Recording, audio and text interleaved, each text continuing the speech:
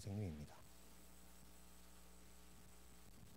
今日の御言葉、ヨハネによる福音書19章38節から42節。その後、イエスの弟子でありながらユダヤ人たちを恐れてそのことを隠していたアリマタヤ出身のヨゼフがイエスの遺体を取り下ろしたいとピラトに願い出た。ピラトが許したのでヨゼフは行って遺体を取り下ろした。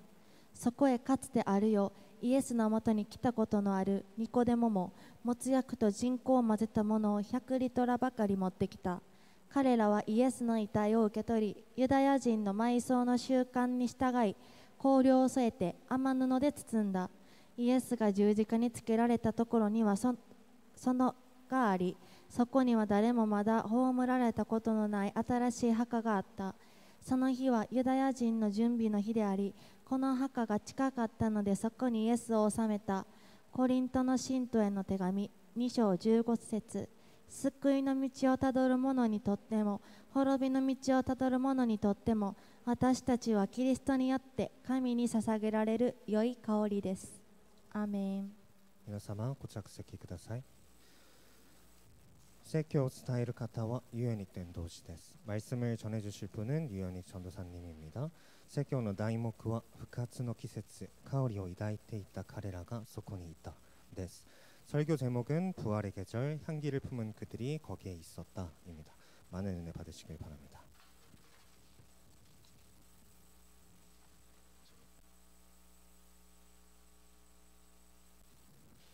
여러분 부활절 예배 이렇게 함께 드릴 수 있어서 너무 감사합니다. 또 특별히 오늘 우리 이렇게 강단에 꽃도 많이 준비해 주시고 우리 또 속회에서 또 간식 준비하시는 분들이 그 부활절 계란 오랜만에 본 것 같아요. 부활절 계란을. 그래서 너무 또 감사한 부활절 예배 되시길 진심으로 간절히 바랍니다. 제가 살고 있는 집이 301호인데요. 옆집에 302호에는 어머니와 아들이 이렇게 두 분이서 살고 계십니다.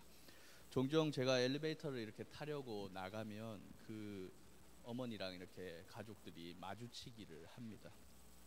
옆집 아주머니는 이 새벽마다 이 뒷산으로 운동을 좀 다녀오시는지 항상 제가 나갈 때 보면 엘리베이터에서 이 집 앞까지 흙이 좀 잔뜩 이렇게 떨어져 있습니다. 아마 건강을 위해서 운동을 매일매일 하시는 것 같습니다. 그리고 옆집에서는 항상 맛있는 이 음식 냄새가 아침 저녁으로 이렇게 납니다. 저는 원래 아침을 먹지 않았었는데 병원에서 건강을 위해서는 아침을 꼭 먹어야 된다고 해서 최근에는 계란 몇 개 정도로 이렇게 아침을 먹고 있습니다. 그런데 옆집에서는 아침부터 뭐 청국장 냄새도 나고요, 생선 굽는 그런 냄새도 납니다. 저는 어릴 때부터 생선 냄새가 좀 너무 싫어서 어머니께 우리 집안에서는 절대 생선을 좀 굽지 말아달라고 신신당부를 했는데, 옆집에서는 아침에 매일 이렇게 생선 냄새가 나면 제가 좀 그렇게 힘이 듭니다. 또 제가 경상도에서 자라와서 그런지 이 청국장이라는 것을 서울에 와서 성인이 된 이후에 처음 먹어보게 되었습니다. 처음에 청국장 냄새를 맡고 기절할 뻔한 그런 기억이 있어서 지금도 청국장은 제가 잘 먹지를 않습니다. 옆집에는 너무 이 건강을 챙기는 어머니와 아들이 살아서 그런지 아침에 뭐 그런 것들을 항상 좀 챙겨 드시는 것 같습니다. 저녁은 저는 될 수 있으면 좀 간단하게 먹고 뭐 야채나 닭가슴살 이런 거 먹고 운동을 이렇게 하러 갔다 오면 옆집에서는 구수한 밥 냄새와 또 맛있는 반찬 냄새가 항상 납니다. 그 아주머니는 항상 밥을 하시면 이 복도랑 통하는 그 계단, 그 현관문을 조금 이렇게 열어 두시더라고요. 그 틈으로 이 새어 나오는 밥 냄새가 어떤 저녁에는 굉장히 제 식욕을 좀 자극하기도 하고, 또 어떤 아침에는 이 비릿한 생선 냄새 때문에 조금 찡그리기도 합니다. 옆집에서 나는 이 밥 냄새를 좀 맡고 있으니까 제 안에 문득 이런 생각이 좀 들었습니다. 나는 어떤 향기가 나는 그런 사람인가? 향기가 나는 그런 삶은 살고 싶은데 나는 악취가 나는 그런 삶을 살고 있지는 않은지 좀 되돌아보게 되었습니다. 우리는 외출을 할 때 항상 향수를 좀 뿌리죠. 타인에게 좀 좋은 향기와 뭐 좋은 인상을 주기 위해 그렇게 합니다. 여러분들에게서는 지금 어떤 향기가 나고 있습니까? 마가복음 7장 20절에서 23절 말씀입니다. 또 이르시되 사람에게서 나오는 그것이 사람을 더럽게 하느니라. 속에서 곧 사람의 마음에서 나오는 것은 악한 생각 곧 음란과 도둑질과 살인과 간음과 탐욕과 악독과 속임과 음탕과 질투와 비방과 교만과 우매함이니 이 모든 악한 것이 다 속에서 나와서 사람을 더럽게 하느니라. 겉으로 보기에만 향기 나는 그런 사람이 아니라 마음에서부터 우리가 정결해지고 그리스도의 향기가 나야 한다는 것을 오늘 성경 본문은 우리에게 말해주고 있습니다. 여러분, 오늘은 부활절입니다. 예수님이 우리를 위해 고난을 받으시고 우리의 죄 때문에 십자가에 못 박혀 돌아가시고 장사한 지 사흘 만에 부활하신 그런 날입니다. 매년 교회들은 부활절을 지키면서 주님을 기억하고 주님을 따라 살겠노라고 다짐하고 주님의 향기를 품기 위해서 매년 기념을 합니다.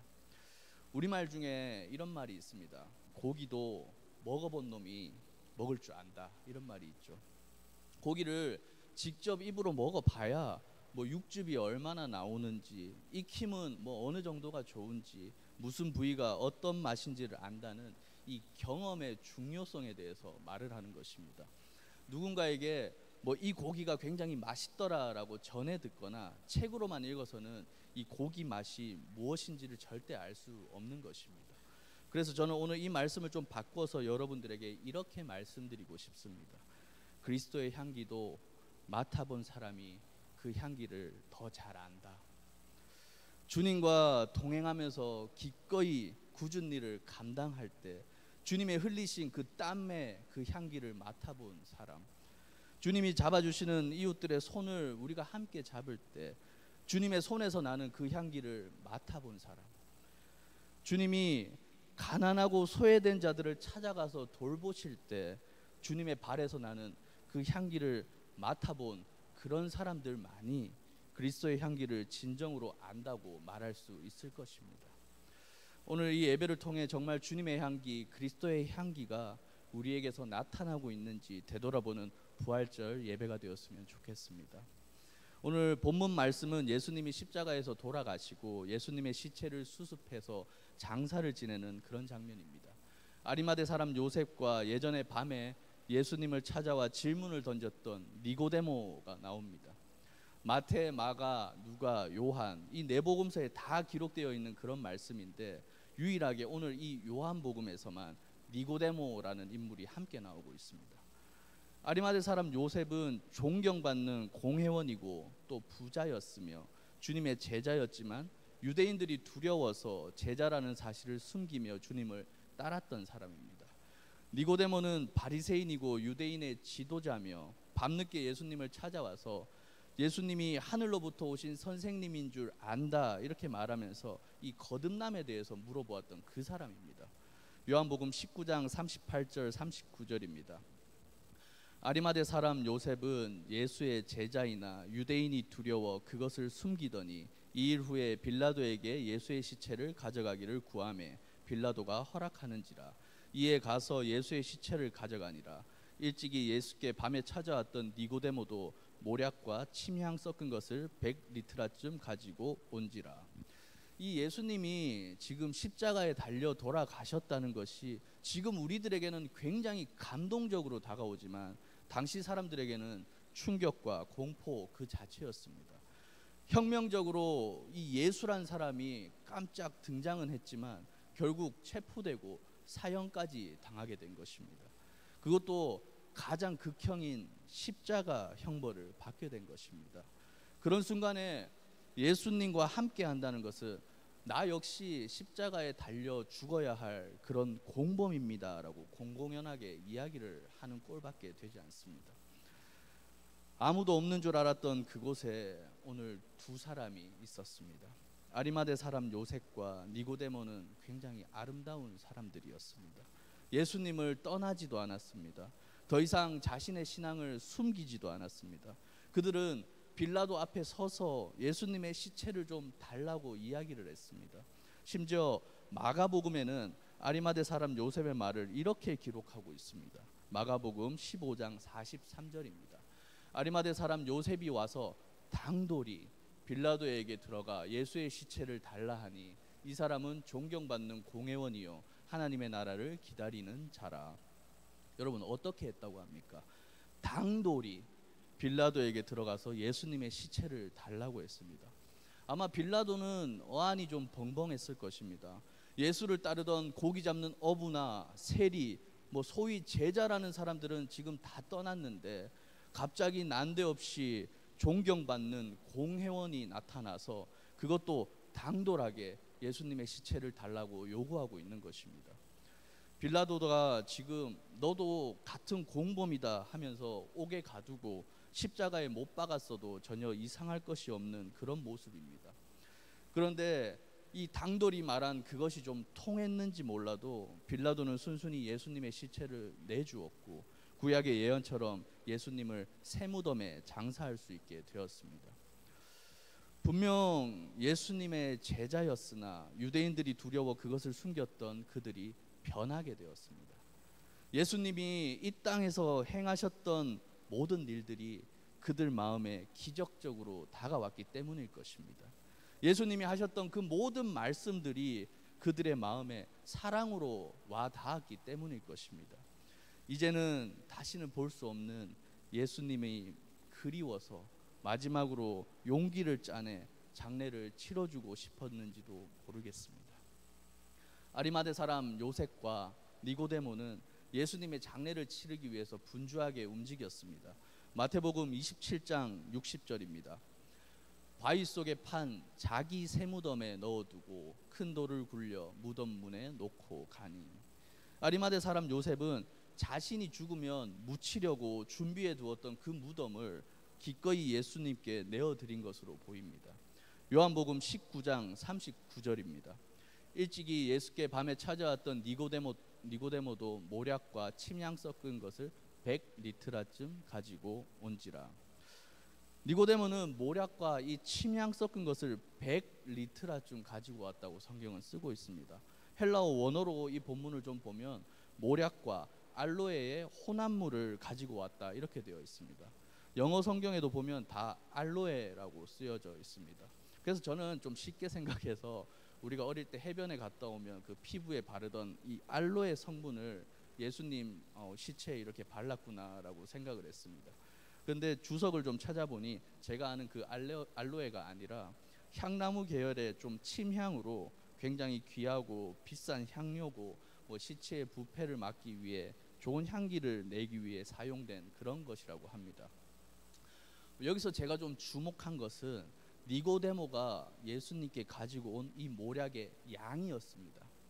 100리트라쯤 가지고 왔다고 하는데 지금 우리로 치면 한 33kg에서 한 34kg 정도 되는 그런 양입니다. 요한복음 12장 3절입니다. 마리아는 지극히 비싼 향유 곧 순전한 나드 한 근을 가져다가 예수의 발에 붓고 자기 머리털로 그의 발을 닦으니 향유 냄새가 집에 가득하더라. 마리아가 예수님의 발을 닦으려고 준비한 향유가 순전한 나드 한 근이라고 성경은 말하고 있습니다. 한 근은 1리트라, 약 한 330에서 340g 정도 되는 그 정도의 양입니다.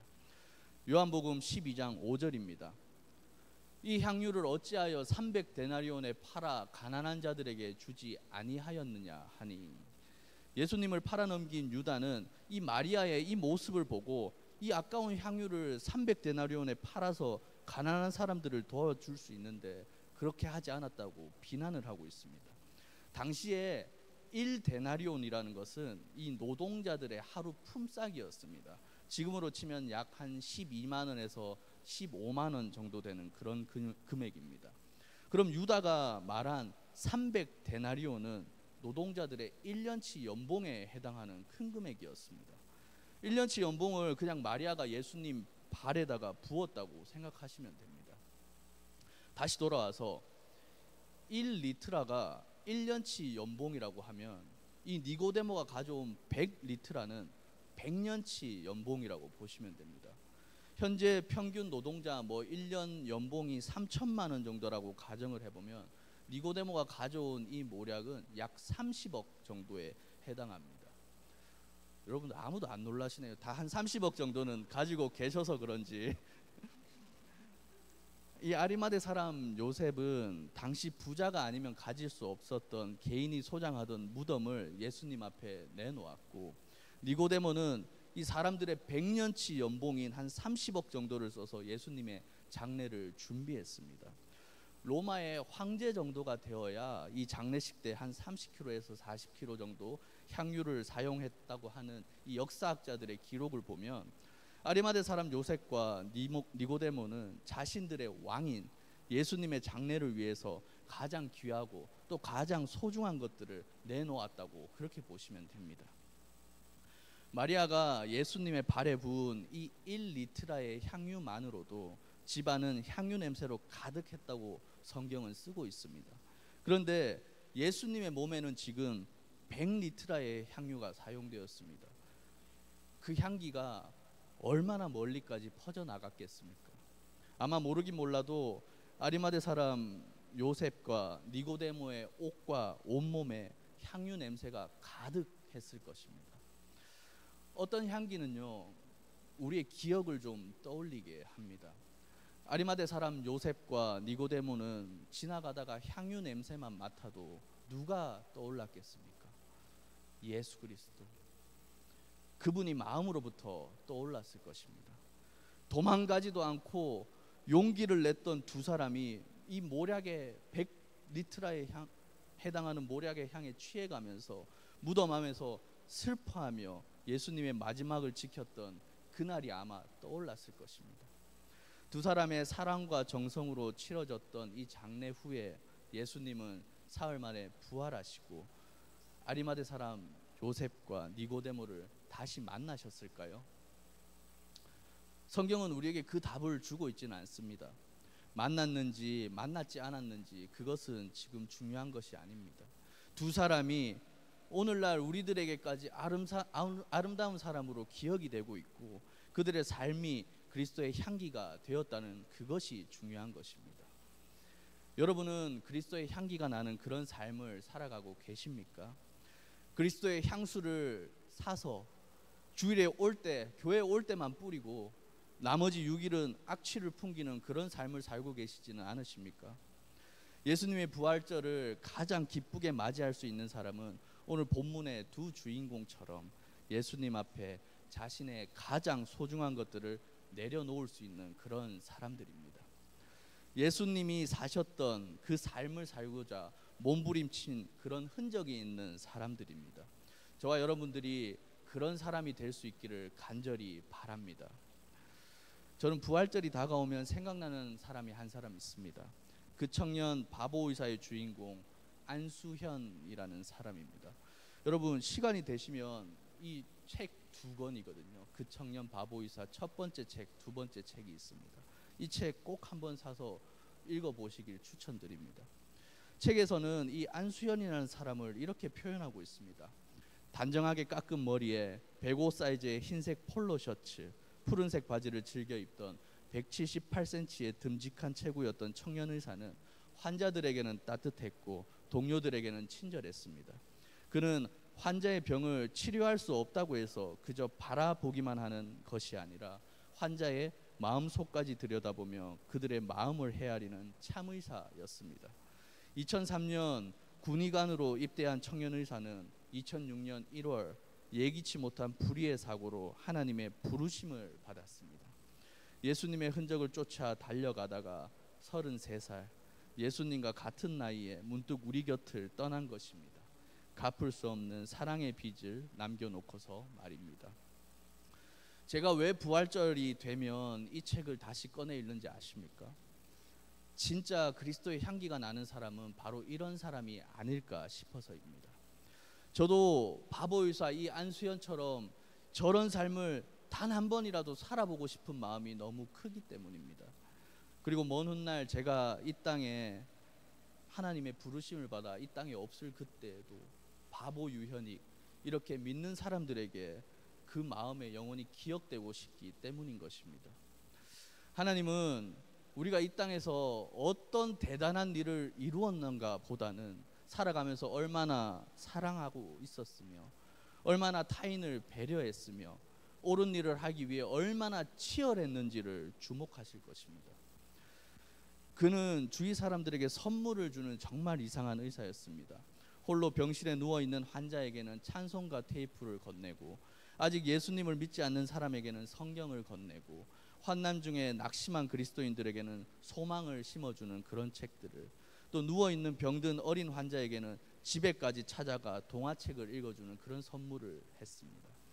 하반신이 마비된 청년에게는 콘서트장에 동행해주는 깜짝 선물을 주기도 했고 백혈병에 걸린 소녀의 생일에는 예쁜 모자를 선물했습니다.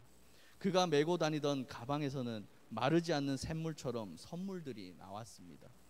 돈이 없어 병원 문을 돌아 나가던 조선족 할아버지에게는 검사비를 대신 내주고 돌보던 환자가 사망하면 단정하게 옷을 차려입고 장례식에 찾아가던 그는 자신의 소명인 코람데오 하나님 앞에서를 따라 병들고 소외된 사람의 손을 잡아주며 자신이 가진 모든 것을 나눠주고자 애쓰던 바보 의사였습니다. 이 부활의 계절이 오면 그리스도의 향기를 품은 사람들이 생각이 납니다. 그들은 자신은 드러내지 않으면서 언제나 주님을 드러내는 그런 삶을 살았습니다. 물러서거나 뒤돌아보지 않고 항상 묵묵히 거기 있는 사람들이었습니다. 설교를 준비하면서 많은 생각이 좀 제 안에 떠올랐습니다. 한 가지는 제가 주님을 만날 때 드릴 만한 무엇이 내게는 있을까? 또 한 가지는 나는 그것을 위해서 무엇을 지금 준비하고 있는가입니다. 아리마대의 사람 요셉과 니고데모처럼 그렇게 살고 싶습니다. 그들의 헌신과 사랑이 없었더라면 우리가 매년 주님의 이 부활을 이렇게 맞이할 수 없었는지도 모르겠습니다. 청년 의사, 바보 의사였던 안수연처럼 그런 삶을 살고 싶습니다. 이 땅에 지금 예수님이 오신다면 아마 이 사람 같은 그런 삶을 살았을 것 같습니다. 짙은 그리스도의 향기를 우리가 밟는 모든 곳마다 남기는 그런 삶을 한번 꿈꾸어 봅니다. 부활하신 예수님이 만난 사람들은 누구였습니까? 베드로와 같이 예수님을 따르지 못했던 실패자를 만나 주셨습니다. 도마와 같이 의심하는 그런 사람들을 만나 주셨습니다. 마리아와 같이 슬퍼하는 그런 사람을 만나 주셨습니다. 엠마오로 가는 두 제자들과 같이 절망 속에 있는 그런 사람들을 만나 주셨습니다. 여러분, 이거 너무 감사한 말씀 아닙니까?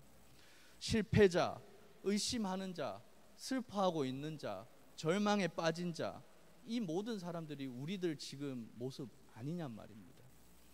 부활하신 주님은 누구보다 헌신했고 노력했고 사랑했고 충성했던 사람들보다 먼저 우리와 같이 연약한 한 사람 한 사람을 만나 주셨고 사랑한다 말씀해 주셨음을 꼭 기억하시길 바랍니다. 그런데 거긴 단 조건이 있습니다. 유대인들을 두려워하여 예수의 제자임을 드러내지 않았던 그런 모습에서 벗어나야 합니다. 낮에는 사람들의 눈 때문에 그것을 피해 밤에 몰래 예수님을 찾아왔던 그런 모습을 버려야만 합니다. 당당하게 주님 앞에 바로 서서 주님의 향기가 바로 내 향기가 되고 그 향기를 가족과 동료와 세상에 전하는 사명을 감당할 수 있음을 잊지 마시기 바랍니다.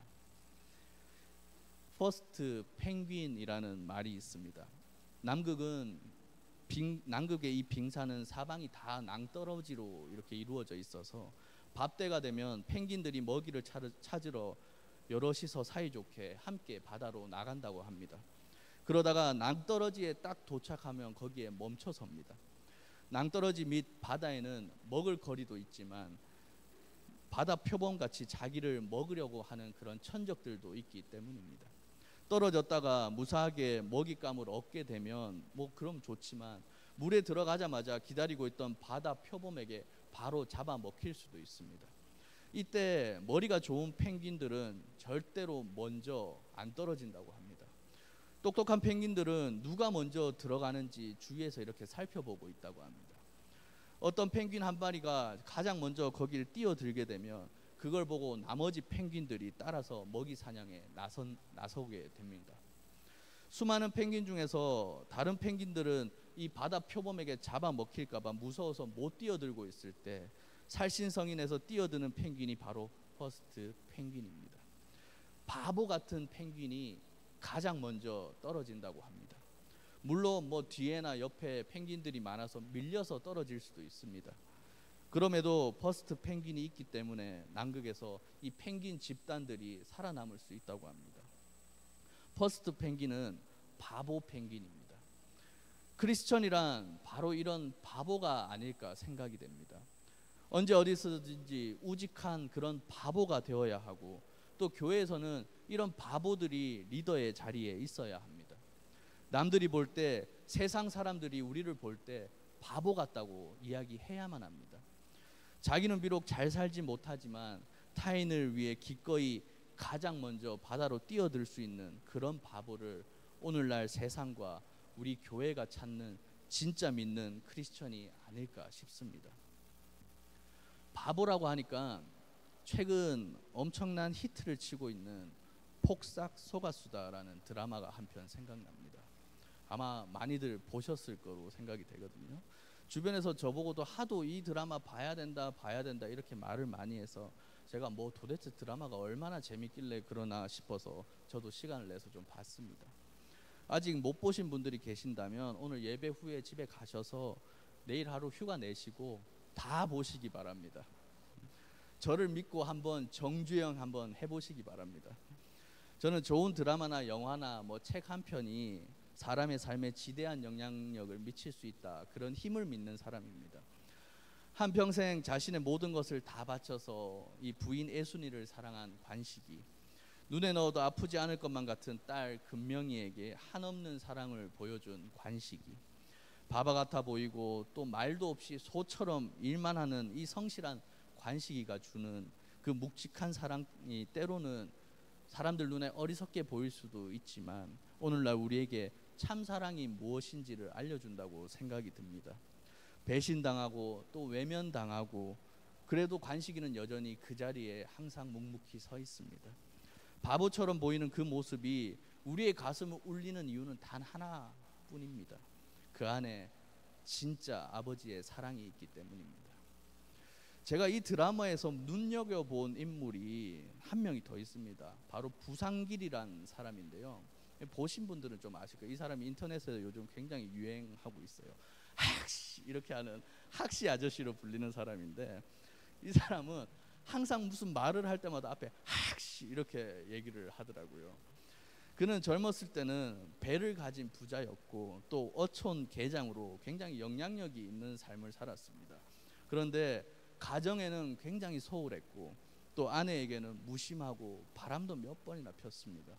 결국에 그는 모든 것을 잃고 혼자가 되었지만 노년에 자신의 지난 날을 반성이라도 하듯 아내의 병원 가는 길은 이제 자신이 책임지겠다며 은근슬쩍 아내에게 이렇게 손을 내밉니다. 절대 변하지 않을 것 같은 그의 변화는 정말 오랜 세월이 걸렸지만 진심이 있었기 때문에 아내는 학시를 다시 받아들이게 됩니다. 오늘 본문의 아리마대 사람 요셉과 니고데모 역시 마찬가지입니다. 한때는 사람들의 눈 때문에 피해 있었고 말하지도 않았고 행동하지도 않은 그런 사람들이었지만 십자가 사건을 경험한 후에 그들은 십자가 앞으로 나아가게 되었습니다. 드러냈고 또 드러냄을 행동으로 보여주었습니다. 자기 무덤을 내주었고 왕의 장례에 버금가는 향료를 준비했습니다. 십자가 사랑이라는 건요, 빠르고 강한 것만은 아닙니다. 깊고 우직한 것이고 퍼스트 펭귄처럼 가장 먼저 뛰어드는 것이고 관식이처럼 바보 같아도 포기하지 않는 것이며 학시처럼 늦어도 다시 돌아올 수 있는 것입니다. 여러분, 우리의 가장 큰 문제점, 이 한국교회의 가장 큰 문제점이 무엇인지 아십니까? 너무 쓰디쓴 이야기라서 안 하고 싶지만 오늘 부활절이라서 이 말씀 꼭 드리고 싶습니다. 가정에 아직 믿지 않는 가족들이 있으십니까?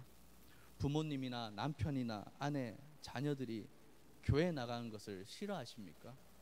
여러분, 그거 왜 그런지 아십니까? 바로 저랑 여러분들에게 예수님의 십자가, 그 십자가에서 난 상처 자국이 하나도 보이지 않아서 그런 것입니다. 가족들한테 교회 나가자고 하면 절대로 안 나갑니다. 죽어도 절대로 안 나간다고 그렇게 얘기합니다. 오히려 계속 얘기하면 싸움이 커지고 분란만 더 커질 뿐입니다. 그런데 집에서 뭐 폭삭 속았수다나 뭐 재밌는 영화 개봉해서 한 편 같이 보자 하면 그럼 또 순순히 따라서 봅니다.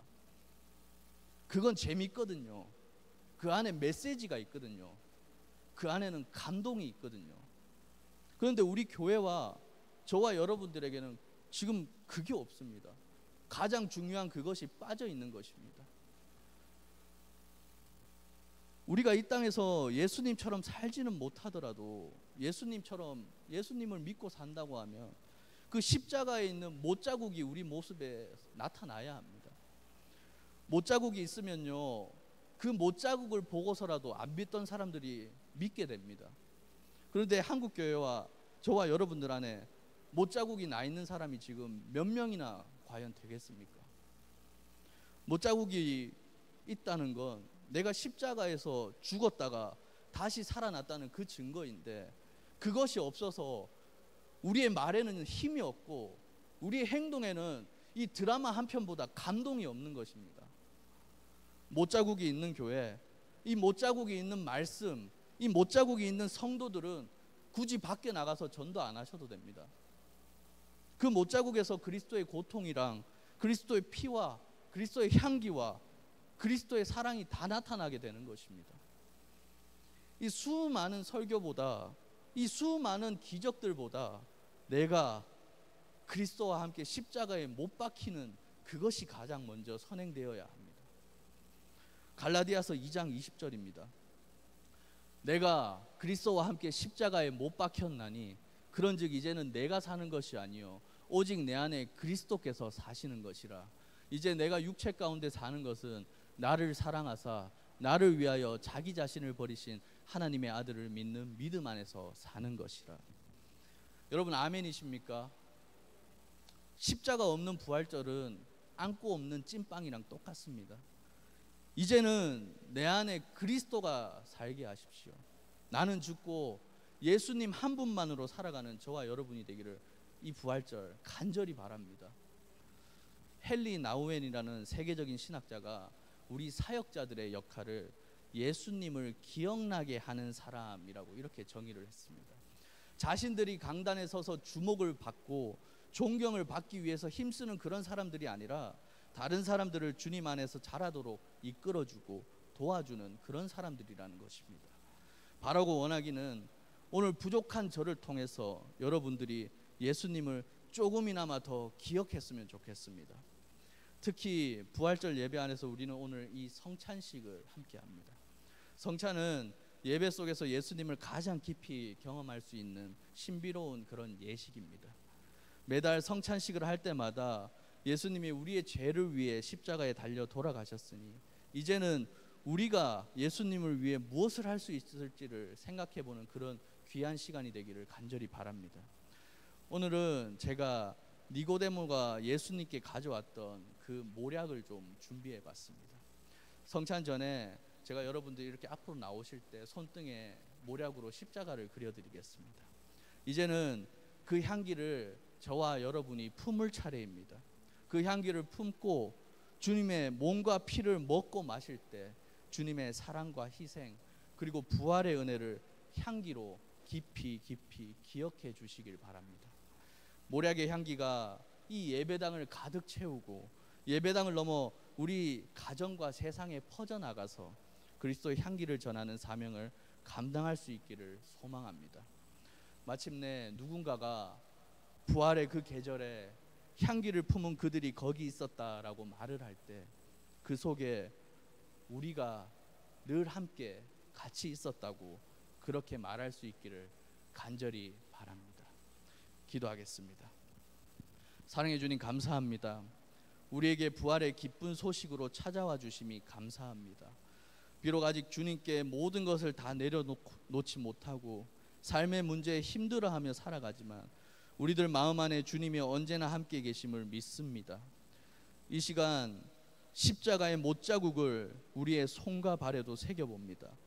십자가에 못 박혀 나는 죽고 이제는 그리스도만 살아감을 고백합니다.